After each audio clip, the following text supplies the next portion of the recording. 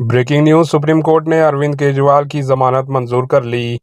बिलाखिर दिल्ली के chief minister Arvind Kejriwal को जमानत मिल गई। उम्मीद की जा रही है कि बहुत जल्द वो जेल से रिहा हो जाएंगे।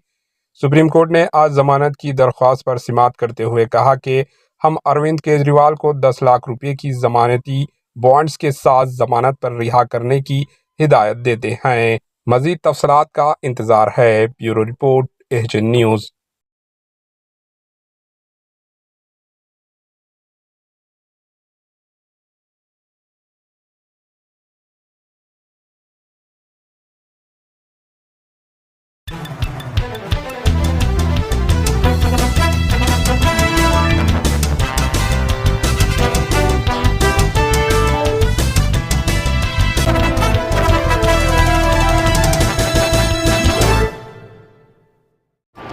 एचएन न्यूज को लाइक करें, शेयर करें और सब्सक्राइब करना ना भूलें।